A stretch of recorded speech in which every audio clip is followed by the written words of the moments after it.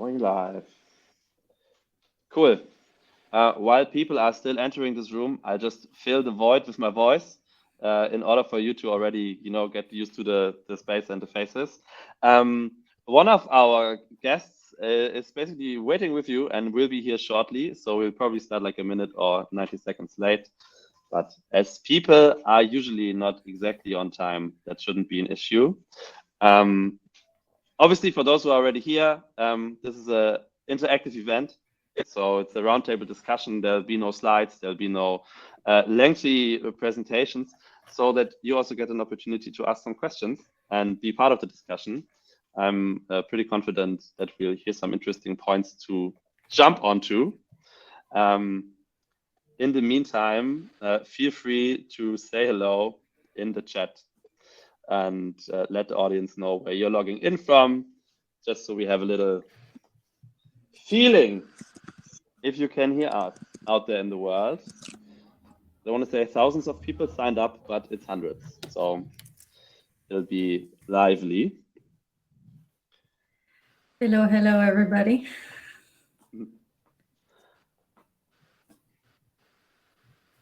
I see a Jörg. Seeing a Jörg is always fun as a German. Oh, there's someone from Brighton. Hi, Adam. I don't know you, but we're from the same place. You can make us some Canadians as well.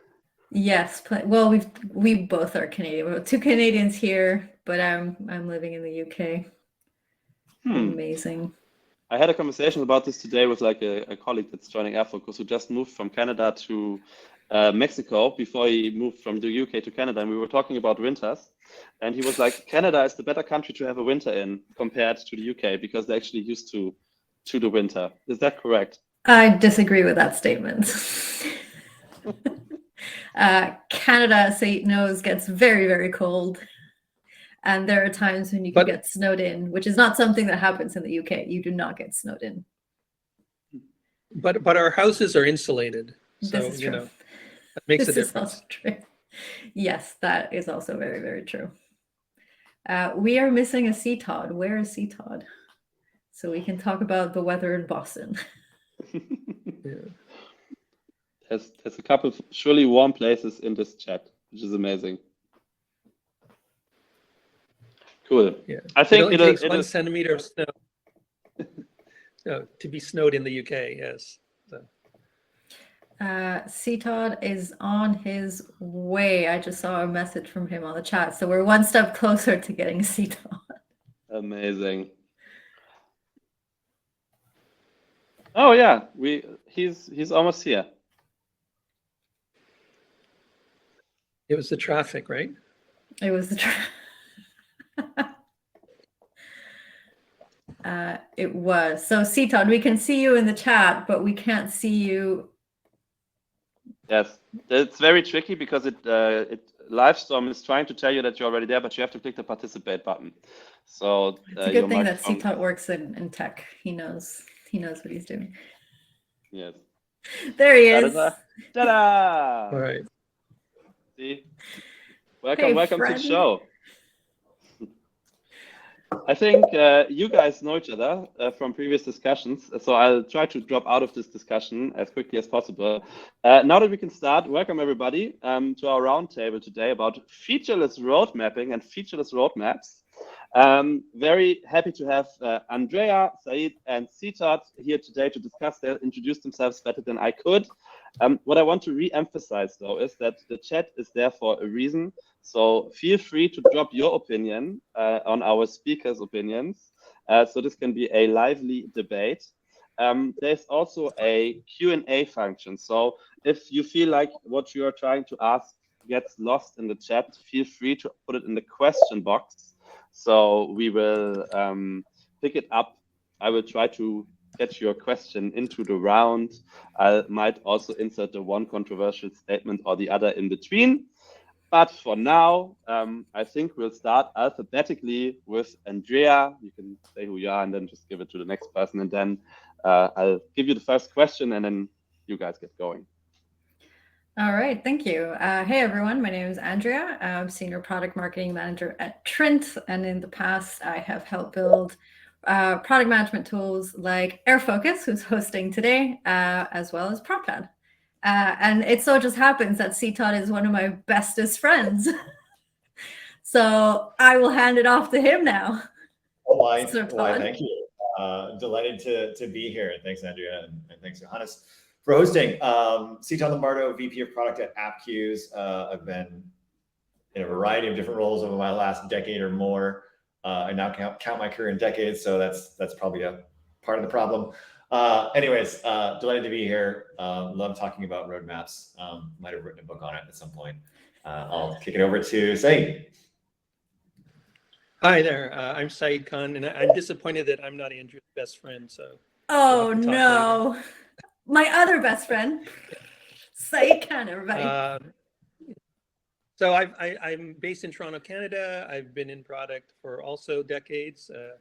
I think 25 years officially this year, and I've worked in the U.S. and Canada, mostly in B2B enterprise software companies, and currently, for the last few years, I've been working as an independent consultant, helping technology companies get better at product. And roadmap is one of the areas where companies need to get really a lot better at. So this should be a good discussion. Cool. So let's maybe start with that as a first question. You can have a long answer or a short answer to this, but what's a roadmap for you? Who wants to take that one? Go ahead. You spoke first. Damn it. What is a roadmap? I love answering this. So for me, a roadmap is meant to do two things. One is communicate direction, and the other one is there to influence on that direction. So I think a lot of people like to think of it as a delivery plan, which if you have ever read any of Saeed's tweets or social posts, he will be the first to tell you a roadmap is not a delivery plan. And I 100% agree with that statement. So I think it's important to define that a roadmap is answering a very different question than a release plan. So roadmap is what, why, for whom, and use that to influence on that direction. That's a very concise opinion, but I wanted to keep it short. And I'm thinking that probably I'll add, on Saeed. Yeah, no, I'll add something here. A roadmap is not a delivery plan. They're two separate but related things. The way I talk about a roadmap is that it's part of a stack of things that you need to be thinking about, right? There's your vision, objectives, strategy, roadmap, and plans. And the roadmap is really what I call a time and goal-based articulation of product strategy. And what I mean by that is you have strategies to achieve certain goals, and out of those strategies will come activities that are tied to your product. So if you're localizing or something, there's things you need to do, but you're doing them for these strategic reasons, right? You're doing lots of other stuff probably, but the strategy that you're following to achieve your goals feeds into your roadmap. And so this roadmap is really about keeping the important stuff focused, and then making sure it doesn't fall by the wayside, and it connects you back up to the business and the objectives that you're trying to achieve. Yeah, I think to harp on that a little bit more is that the roadmap is a plan, but it's uncommitted. Like it's typically what I've in the last year or two started to use that language. Like it's a plan for where you're going, but you're not necessarily committed to every single detail on that plan. And in fact, it doesn't have lots and lots of detail because it probably will change. And if I take the analogy of the actual roadmap, like, okay, so I'm here in Boston, Saeed's in Toronto. If I'm going to drive and use a roadmap to get from here to there, I'll have some element of what highways to take and when and where.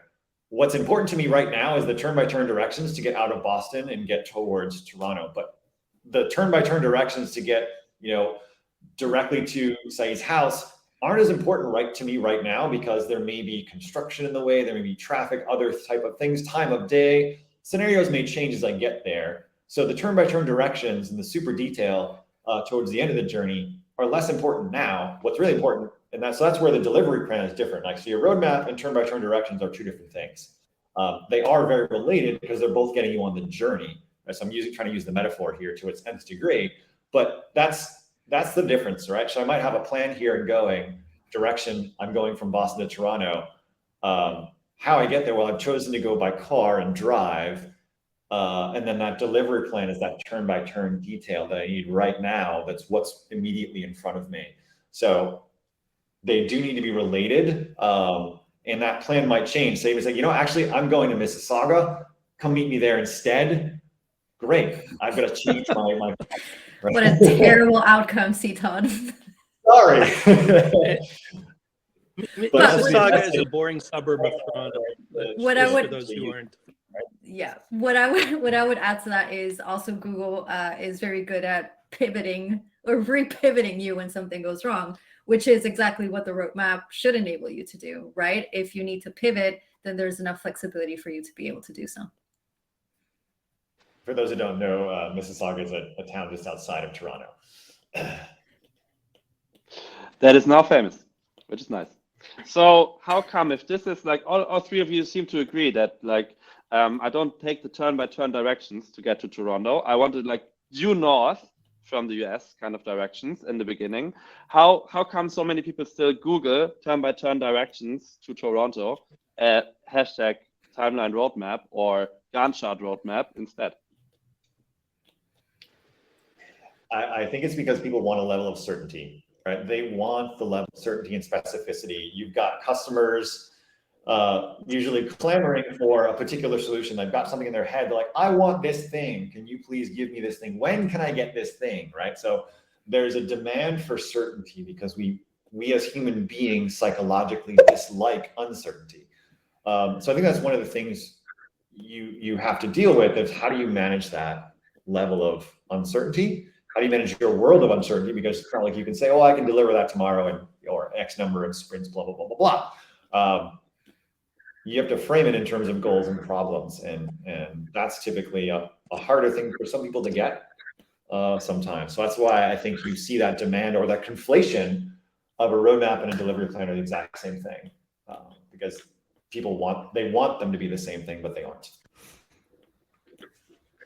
Yeah, I think the word roadmap is such an overloaded term. It's used in so many different contexts, and people in product haven't really been sort of hammered on the head, so to speak, that what a roadmap really is. People say, "Oh, I'm going to put it on the roadmap." Well, what does that actually mean? Like, it sort of implies there's this list of things, and you just add something to it, which is really not the way to think of a roadmap, right? The roadmap is an output of a process, not a list to do items. So I think people misunderstand what the term means, and then it just in common usage gets diluted.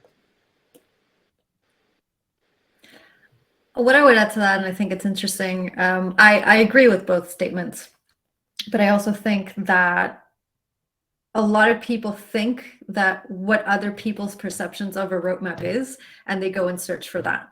So I'll give you an example. I've worked with teams where the product team is like, oh no, we don't share the roadmap with anyone because they're going to want dates.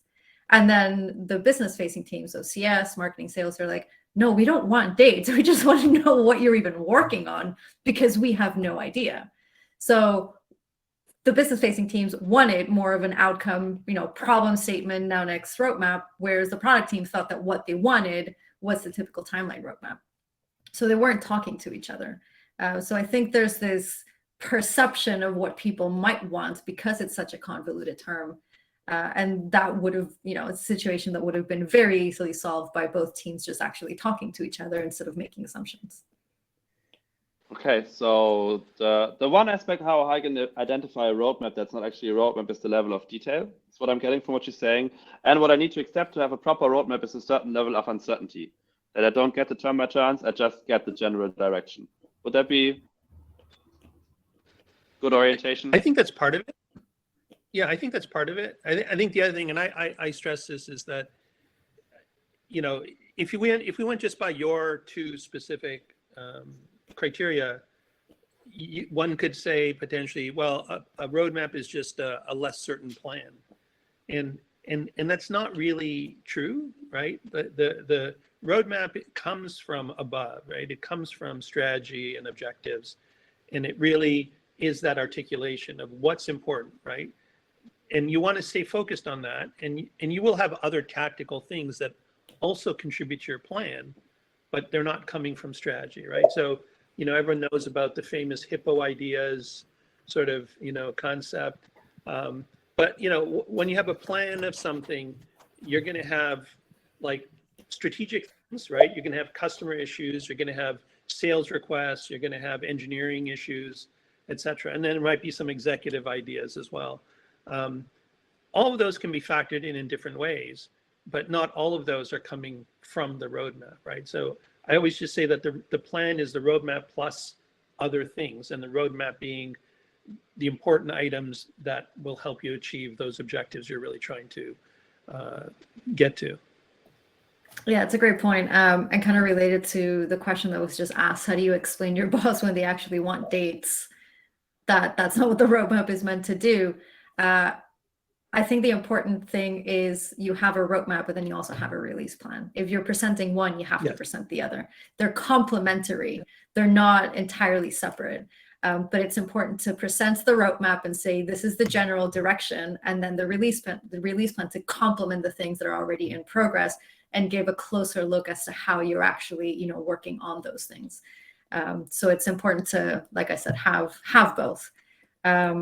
But also, you know, I think it's important to outline that there's a difference between timing and timeline. So your roadmap should talk about timing. So why this, why now?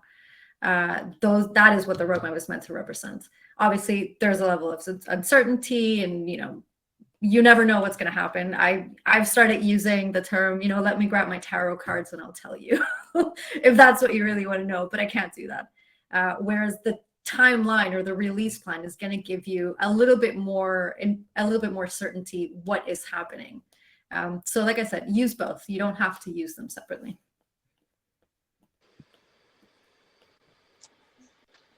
That seems to be an answer people can agree on, at least judging from the chat. So let's just imagine I have my roadmap open right now, either in whatever technology I'm using. And how can I identify that I'm doing it at least the textbook way of like what you guys just explained as criteria? And what would be pointers that it's like, no, this like rethink this, please. Like what kind of items, what kind of information, what kind of lingo would I see on my right roadmap, and which one would be on my not so right roadmap, as far as we can say this? Timelines, due dates, features. Yeah, the more it looks like a Gantt chart, the less likely it's an actual roadmap, right? Because again, the roadmap and the plan looks like a Gantt chart, and the plan is probably shorter term than your roadmap. You might have a roadmap because you've got objectives that are 1 to 2 years out. You might have a roadmap that looks 1 to 2 years out because you want to align those things. And certainly the things further out are less defined and less definite because you still have work to do and so on. Your plan might only be 6 months or depending on the kind of planning you do. And that's fine because the plan is about commitment and delivery, right? You want to have a high level of confidence in the plan. And the plan is what engineering and product management work out together, right? Whereas the roadmap is something higher level. You're not looking at it from a resourcing perspective. You're looking at it from an objectives perspective. And so, as I said earlier, one feeds into the other, but that plan is shorter term, more concrete. And yes, you will have some form of Gantt-like representation, most likely.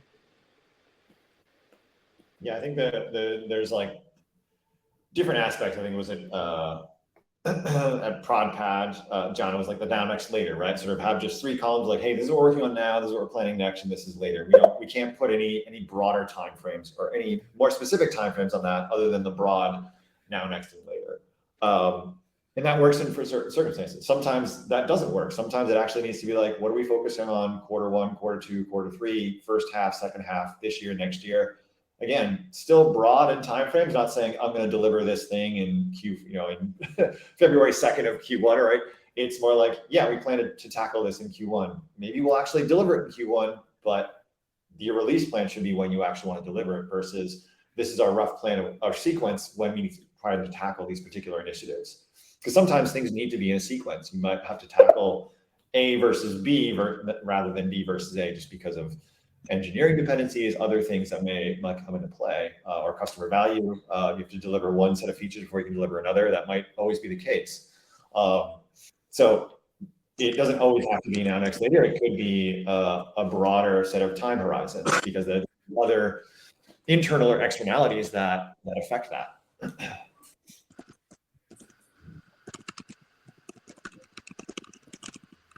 Cool. Seems like Andrea and Said agree with that as well. But that brings me to a question that's in the question box about the context of a roadmap. So one question is around like how many roadmaps do I actually need? Like, do I need one for external stakeholders, one for internal stakeholders? Which should have which level of information and what information should be on there? Maybe you can elaborate a little bit on this, because now we've established what a good standard could be, but now the question is like, how many versions of this would I need? Do I even need versions? The only diplomatic answer is it depends. And the good answer is what it depends on.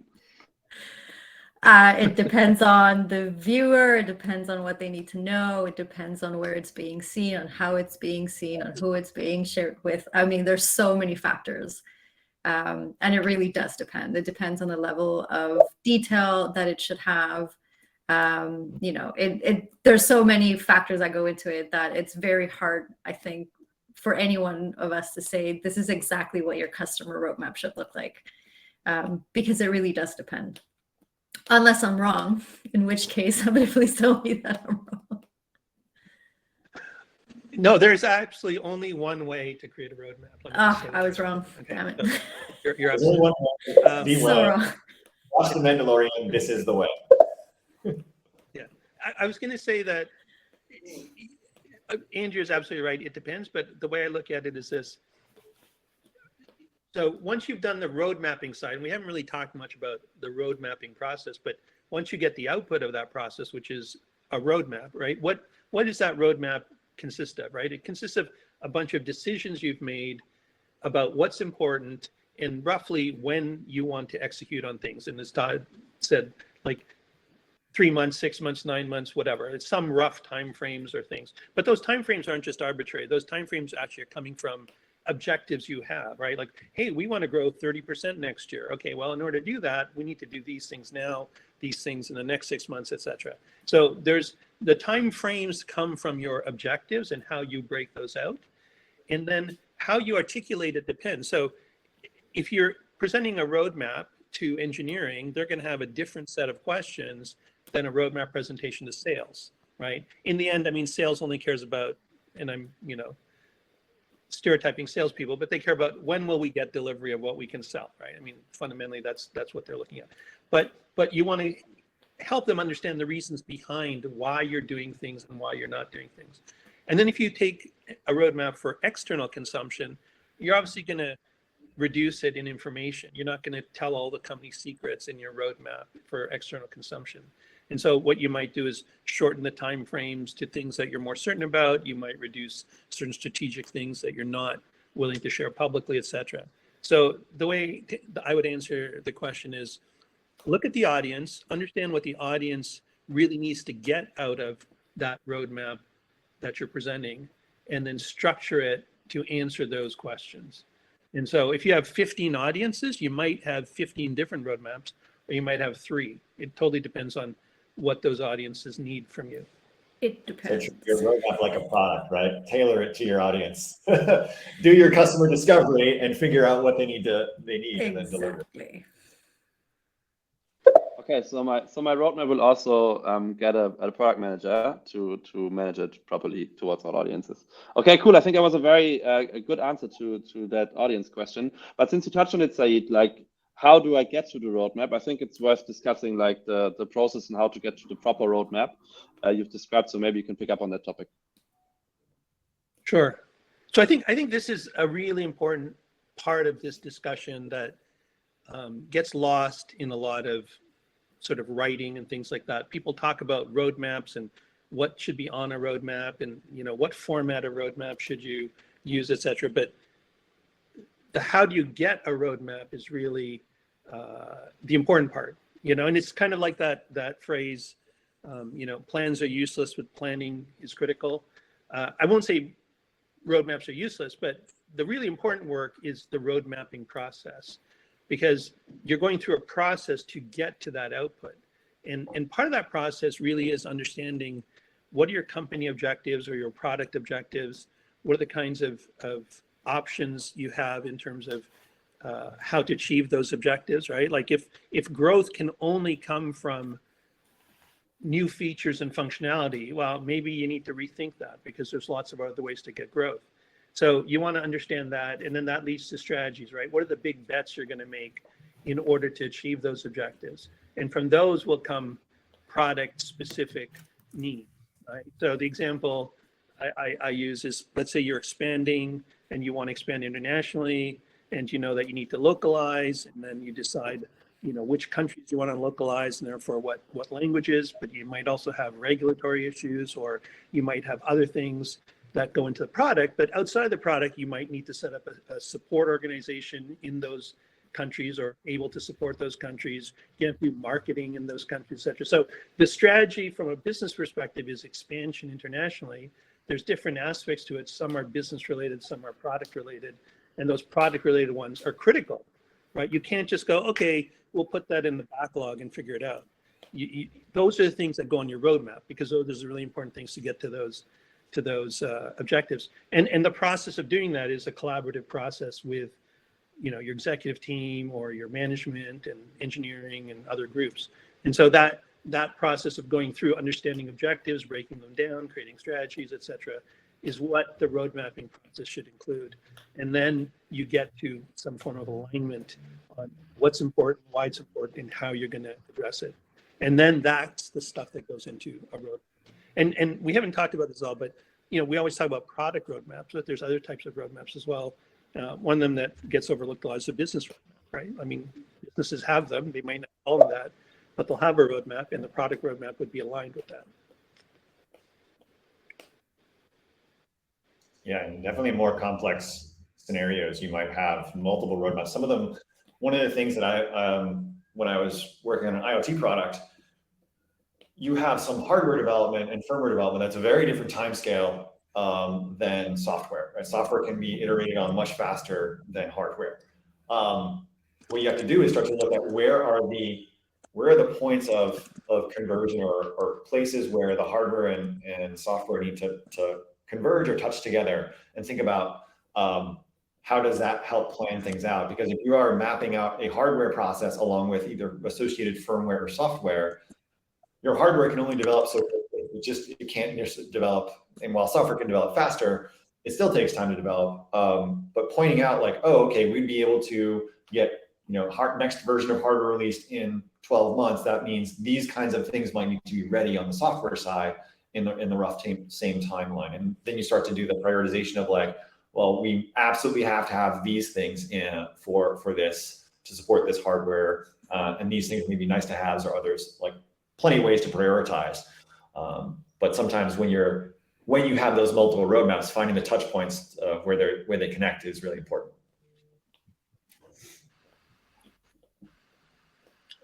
Hey, there's a couple of questions on here I think we might want to address about tools. Sure. Just And yeah. I have some points of view on tools, but I thought some others might as well. So I'll not have an opinion. I have to be very neutral on this. I cannot tell anybody that airfocus is obviously the most awesome tool in the whole known universe. So I'll leave that to you as well. I think that's better. I may be biased on that front as well, given that I've been part of two tools.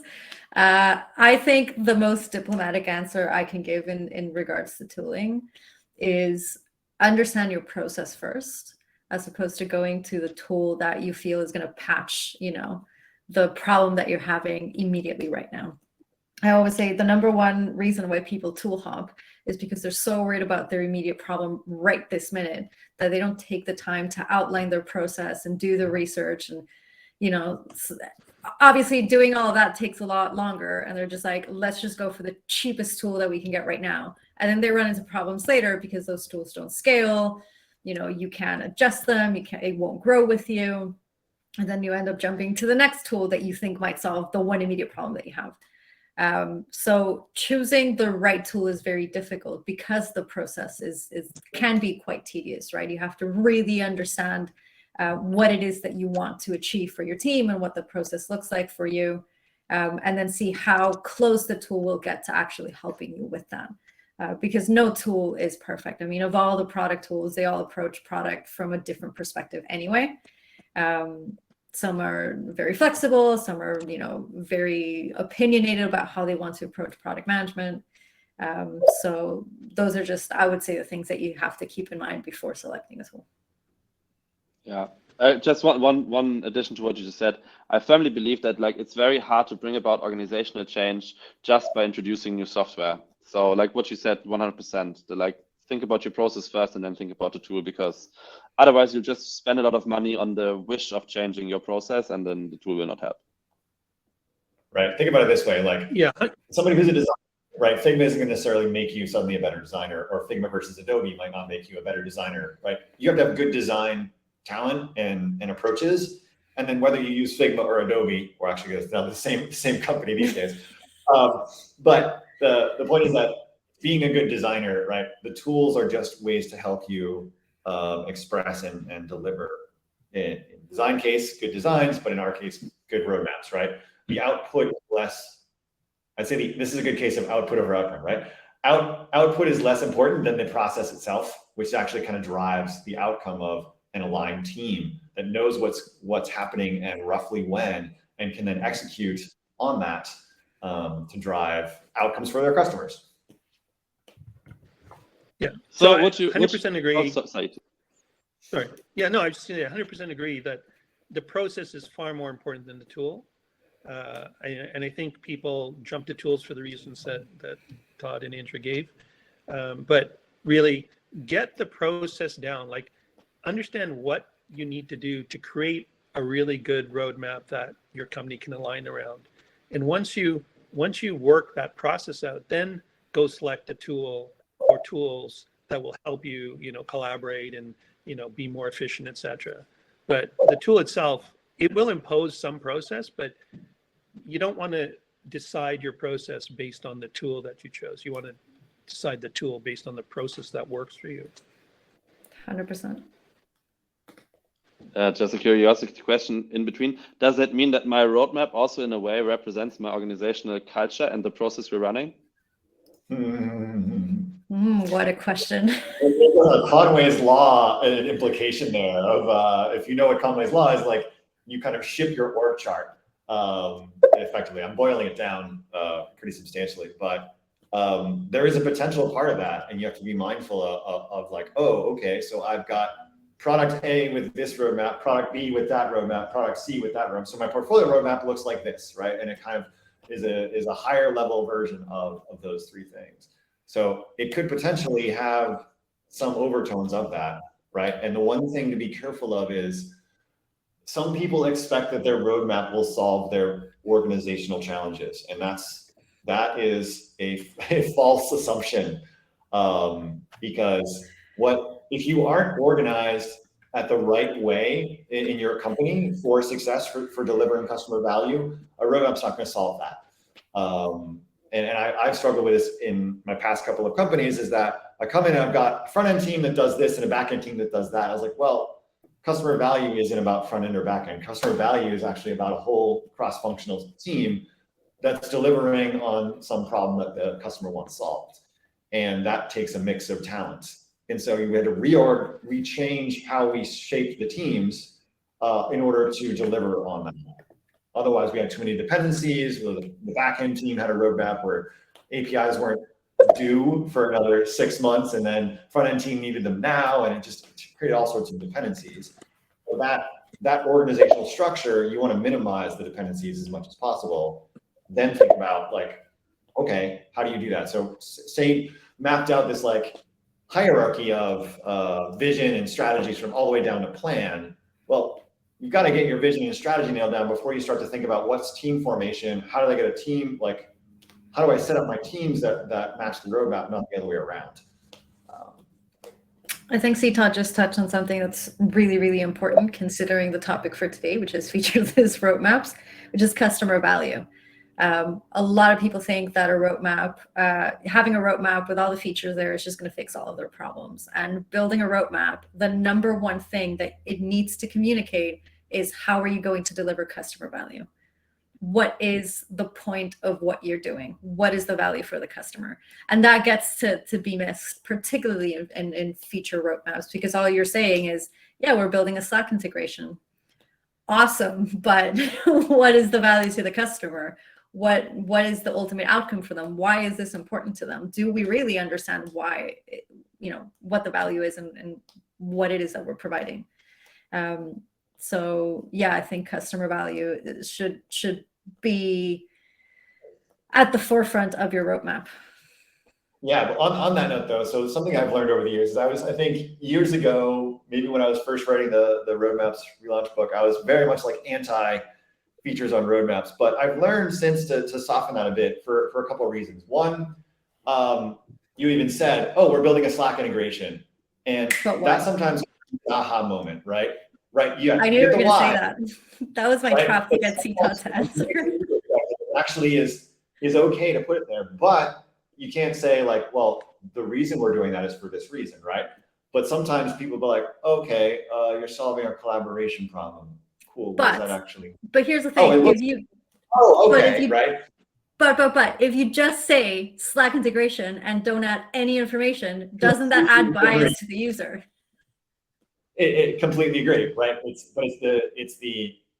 Sometimes it's okay if you know you have validation on a particular area and you know that is actually going to better communicate, because again, we're up to a communication tool. So if it's a communication tool for certain people and the right audience, this will spark, oh, okay, that's what that means, cool. Because I've heard that a few times, like, well, what does that look like? Okay, here's what customer value is. It is solving this problem or that problem. And the customer's like, okay, but I can see a variety of different ways, but I really need this. I'm like, okay, it could look like that, but it could also look like this other thing. You start to put those aspects of, here's what it could look like for you. That starts to paint, again, it goes back to the, I want certainty. I want certainty. And if you have, again, it depends, right? I'm not saying this should be on every single roadmap all the time. It's like, if you've got the right set of validation, you're like, all right, we validated this. We've got a lot of research that says this is the right thing to do and deliver value for this area that solve this problem. There's nothing wrong with putting that on your roadmap and saying, hey, this is going to communicate that much better, faster. You'll get an aha moment in their brains better. So it's okay. I'm not saying don't attach customer value to it. What I'm saying is it's okay to add a feature occasionally in the right circumstance. I will half agree with that in that, yes, you should have the certainty of what it is that you're doing if you're working on it, at which point it is okay for you to communicate what it is that you're doing. Absolutely. And if that comes out in the form of a feature like, hey, we're building a Slack integration, that's fine, as long as you can support it with why and what the outcome is. So I think where I would disagree slightly is don't just have the feature, but explain why the feature is being worked on. Correct. Yeah. So yeah, that's why I'm like, featureless, I'm not sure I agree with that term. I think there's times when it can be very useful to have it there. Sorry, Saeed, I may have stepped on you. No, it's okay. I was going to say, I think this leads into, there's a question it's come from a couple of people. The most recent one, I think, was Elizabeth, who asked about, I don't think we can show examples, but describe like what's in a roadmap, like when you present something, when you kind of articulate it, what's in a roadmap. And I think, I've seen many different versions of like visualizations of roadmaps, but the one that seems to be most common that I've seen and I've used is one where you have time frames across the top, right? Time frames, so buckets of time, right? Whether it's this quarter, next quarter, second half of the year or whatever, but you have some sort of time frame in mind. And we can talk about now, next, later in a bit, because I have an issue with now, next, later. But across the top are time frames, and then down the side are themes, and themes could be whatever is important to you. So as an example, the Slack integration, maybe you have a theme called collaboration, and you really have this goal to make your product support collaboration much more. And so you've got collaboration as a theme, and you might have performance as a theme, and you might have usability as a theme or whatever. So whatever those important buckets are that you want to focus on in your product, you can put as themes. And those themes are up to you. I mean, I've seen them to be very functional. I've seen them to be very abstract. It really depends. So now you've got a grid, essentially, right? You've got rows, swim lanes, and you've got the columns for timeframes. And then you've got the items in there based on, whatever objectives and strategies you have. And so the Slack integration, whether it's a feature or not as important, but it would be in a theme of collaboration, and it might be in your second column or whatever, because of whatever reasons you've decided. So you can use that as a way to represent what you're doing. But then, of course, as Andrew said, you have to have the why somewhere, right? You have to have the why. Why are we doing that particular thing? Why is it there, et cetera? And that's part of the road mapping process that you've gone through, hopefully, to understand and explain to people. And you might have to explain it again, but at least you've got this representation that incorporates that.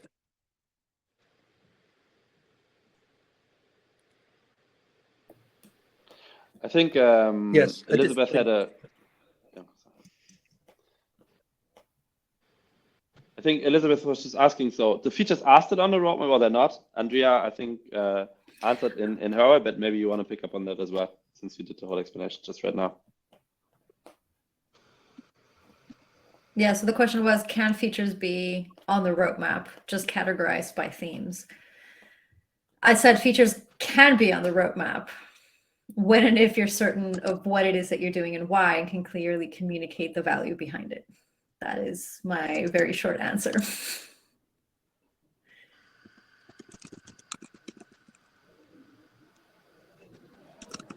I'll just let that sit there for a second. So what is on the roadmap if they're not features? That's a great question.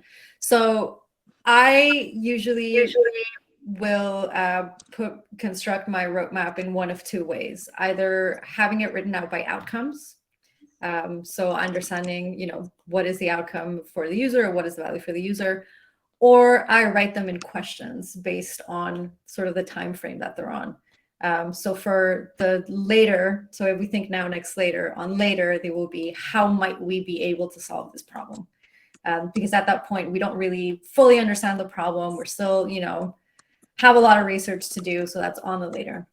The next is, can we do X in order to do Y? So at that point, we understand the problem a little bit further, but we need to understand, can we even do it? What is the value of doing this? Start running discovery. And then when they're on the now, that's when you have those really solid statements that may in fact be features. So let's go to Slack integration. Slack integration. We are building a Slack integration in order to support collaboration in teams and yada, yada, yada, yada. So then you are also, with that format, able to show what that sort of product roadmappy thinky, that's a lot of words put together, what the thinking process kind of looks like, from how might we to can we to this is what we're doing. Thoughts, friends? Yeah, I think in Elizabeth's question is like, but what do I put in? What do I put in here, right? And say, like, look, it could be a problem to solve, an outcome, a feature.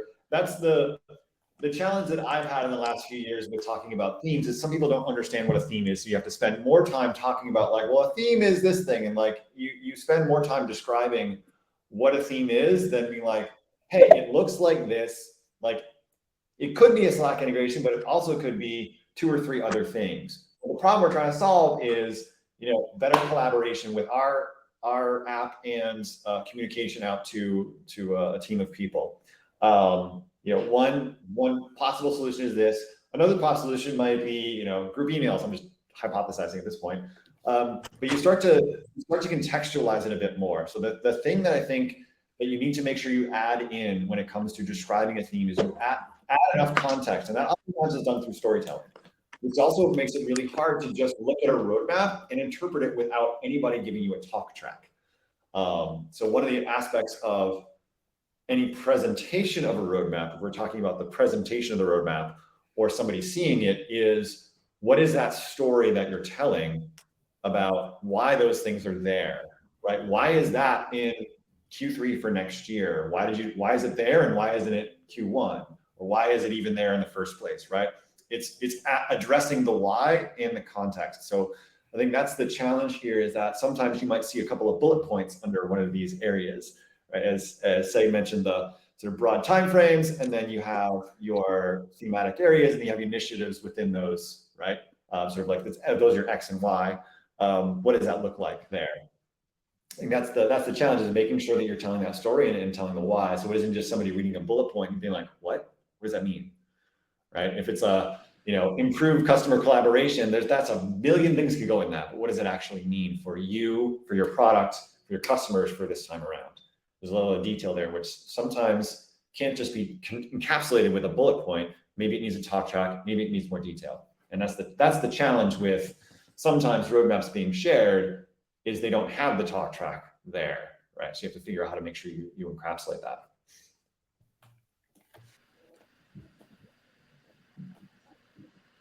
Okay. By the way, if you guys have examples, people in the chat would be happy if you have like a link. If somebody has a public roadmap that you like check daily because it's so beautiful and perfect for its use case, then feel free to drop it there.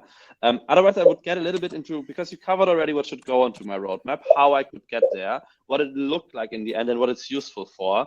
But that's just like for the one point in time. Now, if you look at like it's changing. So people were asking about like, okay, so I'm constantly adapting my roadmap. What's a useful time frame to work with my roadmap? So that would be an interesting follow-up topic, maybe. Useful time frame. Yeah, and looking at how often it changes, right? Like, so the circumstances change, I'm adapting the roadmap. So the exact question is like, how do I create a roadmap for which the circumstances change frequently? Or how often, because we mentioned it earlier, can I pivot my roadmap without confusing the team, picking up on what the purpose of this roadmap would be? Well, that would depend so on let me jump in here. objectives. Sorry, go ahead, Saeed. Yeah. No, I was just going to say, so again, I just want to make sure disambiguate roadmap and plan, right? So going back to Todd's thing, he wants to come to Toronto. That's still his objective, right? And there's lots of ways to get to Toronto, right? He can come across the border at Buffalo, or he can come across the border somewhere else, and you can take the highway, you can take the side roads. Now, if Todd decides, I'd rather go see Andrea, she's more interesting, then you know what? That's a completely different objective, and then everything changes. So the point being that disambiguate plan and roadmap and say, look, our plan might be changing. How we're going to achieve the objectives might change. And unless it's a radical change, like, hey, we're not going to integrate with Slack, we're going to integrate with email, because that's how we're going to collaborate. Then yeah, your roadmap might change, but make that distinction. If your objectives change, then your roadmap will change. If your strategies change, then your roadmap will change. If your plans change, it doesn't mean your roadmap changes, because your roadmap isn't the plan. And I think that's the thing to keep in mind. And so have a clear roadmap, and then have a separate plan that derives from it, and that's more detailed and more explicit. And I think this question of, well, the roadmap could change at any time. Well, yeah, like a pandemic could hit, and all of a sudden you have to change things, but those things don't happen very often, right? The things that change are the tactical things that happen in a market. So I'll stop there. No, I 100% agree. And I started saying it depends on your objectives. So Saeed elaborated on that. Honestly, your roadmap should not be changing every day either. If that's the case, there is a big problem. But what you need is a strategy and objectives and a vision. And from that, then comes the roadmap. But you can't have a roadmap without those things. That is really the important part. I'll just add one other thing, and I think this is where a lot of the problem comes from. And people on the webinar, let me know if I'm right or not. But a lot of times things change, and I've worked in startups where things change a lot. But the reason they change so much is because we didn't really have a clear strategy about what we're trying to achieve. That, I had a CEO, and it was a long time ago, and I won't name him, and he was a great CEO in many ways, but he was also a strategy of the week guy. And every week or two, like, oh, we have a new objective. Oh, we're going to do this. Now we're going to do that, and it upended everything. And so if you don't have a clear set of objectives that aren't changing all the time, and you don't have strategies coming from them, then you're going to end up in that situation of things are always changing. And the advice I can give is work to change that situation, right? Like you know, it's kind of like, hey, there's a flood coming. Let's get the buckets out. No, let's change our situation so we don't have to deal with the flood, right? Like it's sort of that analogy. Like work with your executives or your management and say, look, we can't keep changing plans, and let's figure out how we can get clear objectives and work from those. So I know that's hard because you may not be empowered or you may not feel you're empowered, but as product managers, you are, you know, change agents in your company, and you should have those conversations. And it's good for everybody. It'll be good for you, but it'll also be good for everybody else, because then you can get alignment and focus and move, you know, in a good direction. The other thing to think about on that is sometimes organizations have cultures where product managers are actually project managers with a different title. And they're basically handed, hey, go do these things, right? Basically handed a list of things to go execute on. And a lot of product managers will start asking, good product managers will start asking why, what's the validation behind this? What's the outcome we're looking for? But some people will be like, oh, okay, my boss told me to do this, I'm gonna go do this, right? Or they want more details on this. They've given me a high level, go build a Slack integration, but you have nothing else beyond that. Like, okay, well, who needs it? What data do I need going back and forth? What's the webhook look like? What information do I send where? What happens when it's sent? How do I notify people? Like all those things you might have to figure out, but you've been told, go build a Slack integration, right? You don't necessarily have the context of why and how, etc.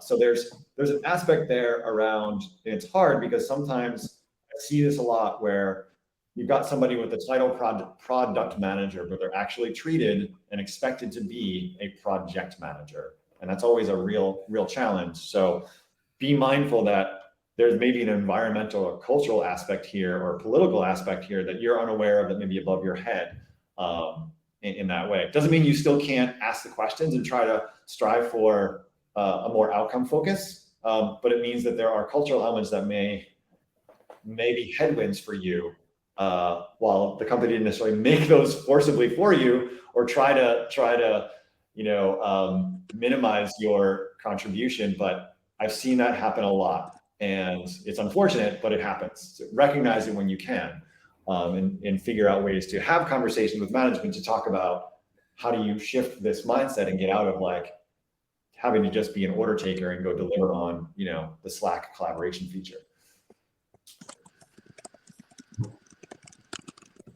I'm not sure I have anything else to add. Those were wonderful answers. That's also okay. We're also nearing the full hour, so we probably just have time for like 1 or 2 questions. I'm just trying to find a good follow-up from our questions bucket. You can either pick portfolios, so bigger summaries of products. The question is around 4 products and how roadmaps, features roadmaps would work for that. Or you can have the communication around roadmaps and how to explain to people that a roadmap is not a plan, and to non-product managers, I'm assuming. So, but I leave the choice to you. Talk a little bit about portfolio roadmaps, or talk a little bit about internal company communication and make people understand what a real roadmap is. I like the second one. Me too. Let's do the second one. Go for it. I mean, it's an interesting one. I think like Said said in the beginning, roadmap is a very, very loaded term. And a lot of people have very different thoughts about what it should be, what it shouldn't be, what they expect. So I think it's important to, first of all, as a team, sit down and say, this is what the roadmap is meant to do. You know, be very clear about the outcomes you're presenting, that it is not a set plan. And to be honest, I think that the fear that others are not going to understand is really just a fear, because I have been in several situations where I have presented and now next later outcome-based roadmap, and I have not had people fight back because the context that you're presenting influences them to really get on board. often what happens when you present a release plan or a timeline, or whatever we're calling it, is you're only presenting the context of the things that you're doing at this time, but you're not presenting the context of everything else that's happening around it. And that's what a roadmap does. A roadmap really tells you everything that is happening, might be happening, could be happening, why you're doing these things, what's the value. Like, there's so much that goes into it than just, here are the 4 things that we're going to do in the next 2 weeks. Right? And when you say it like that, it just gets so frustrating, because people want things. People, they have customers to deal with. But when you present the whole context, those conversations become a lot easier. So I would say, take that risk and have those conversations and present your roadmap in, an outcome-based format if you can, and talk about the problems that you're solving and why. And you're going to find that presenting that context is going to go down a lot better than you're thinking, for sure. Anyone else?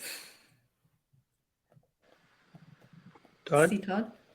I think part of it is also getting a sense of, what do they need out of a roadmap, right? Hey, what do you expect? What do you need, right? So coming to that conversation, I just had a conversation with my CS team recently, and they were like, I was like, well, they're like, yeah, can you, share us an updated version of the roadmap? I was like, well, let's talk about this. I'm like, what do you expect a roadmap is? Like, I just wanted to baseline. I was like, just tell me what's a roadmap to you?